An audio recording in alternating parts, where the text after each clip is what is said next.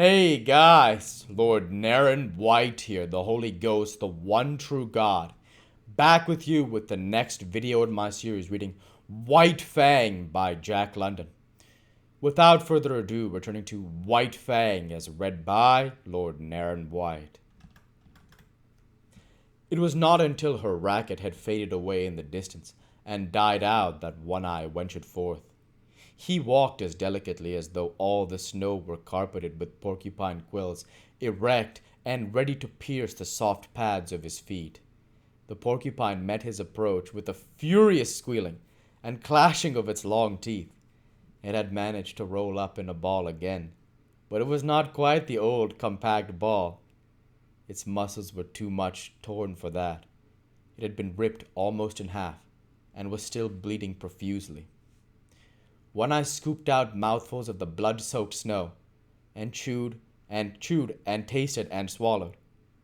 This served as a relish, and his hunger increased mightily, but he was too old in the world to forget his caution. He waited. He lay down and waited, while the porcupine grated his teeth, uttered grunts and sobs and occasional sharp little squeals. In a little while, One Eye noticed that the quills were drooping, and that a great quivering had set up. The quivering came to an end suddenly. There was a final defiant clash of the long teeth. Then all the quills drooped quite down, and the body relaxed and moved no more. With a nervous, shrinking paw, One Eye stretched out the porcupine to its full length and turned it over on its back. Nothing had happened. It was surely dead. He studied it intently for a moment, then took a careful grip with his teeth and started off down the stream, partly carrying, partly dragging the porcupine, with head turned to the side, so as to avoid stepping on the prickly mass.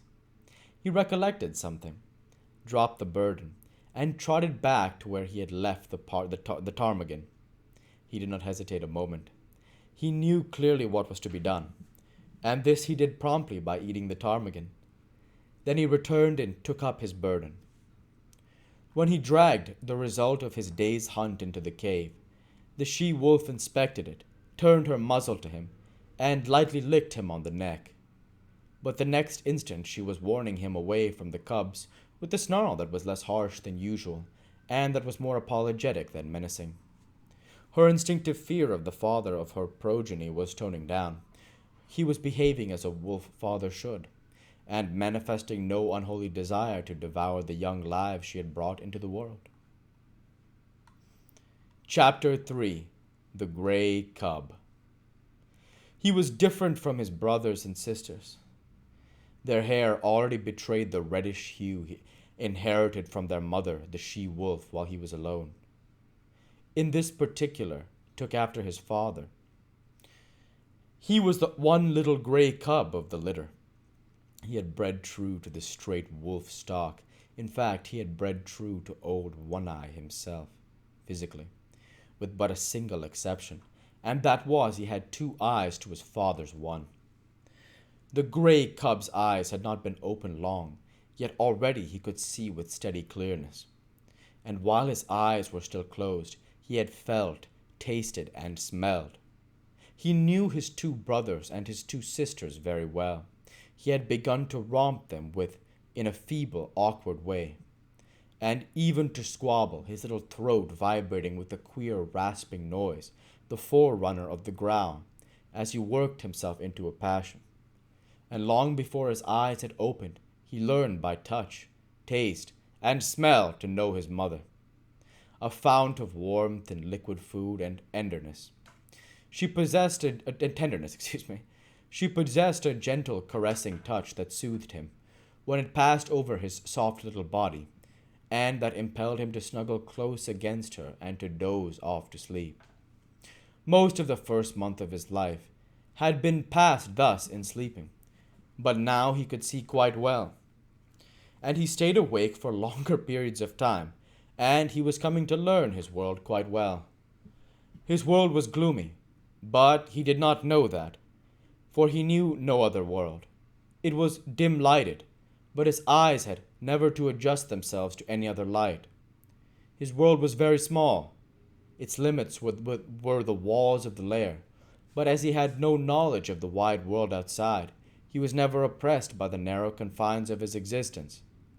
But he had early discovered that one wall of his world was different from the rest. This was the mouth of the cave and the source of light. He had discovered that it was different from the other walls long before he had any thoughts of his own, any conscious volitions. It had been an irresistible attraction before ever his eyes opened and looked upon it. The light from it had beat upon his sealed lids, and the eyes and the optic nerves had pulsated to little spark-like flashes, colored and strangely pleasing. The life of his body and of every fiber of his body, the life that was the very substance of his body and that was apart from his own personal life, had yearned toward this light and urged his body toward it in the same way that the cunning chemistry of a plant urges it toward the sun. Always in the beginning, before his conscious life dawned, he had crawled toward the mouth of the cave. And in this his brothers and sisters were one with him. Never in that period did any of them crawl toward the dark corners of the back wall. The light drew them as if they were plants. The chemistry of the life that composed them demanded the light as a necessity of being. And their little puppet bodies crawled blindly and chemically, like the tendrils of a vine. Later on, when each developed individuality and became personally conscious of impulsions and desires, the attraction of the light increased. They were always crawling and sprawling toward it, and being driven back from it by their mother. It was in this way that the gray cub learned other attributes of his mother than the soft, soothing tongue. In his insistent crawling toward the light, he discovered in her a nose that with a sharp nudge administered rebuke, and later a paw that crushed him down and rolled him over and over with swift, calculating stroke. Thus he leaned hurt, and on top of it he learned to avoid hurt, first by not incurring the risk of it, and second, when he had incurred the risk, by dodging and retreating. These were conscious actions, and were the results of his first generalizations upon the world. Before that he had recoiled automatically from hurt, as he had crawled automatically toward the light. After that he recoiled from hurt because he knew that it was hurt. He was a fierce little cub.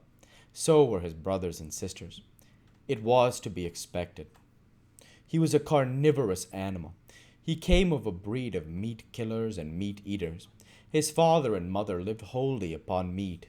The milk he had sucked with his first flickering life was milk transformed directly from meat, and now, at a month old, when his eyes had been opened for but a week, he was beginning himself to eat meat, meat half digested by the she-wolf, and disgorged for the 5 growing cubs that already made too great demand upon her breast.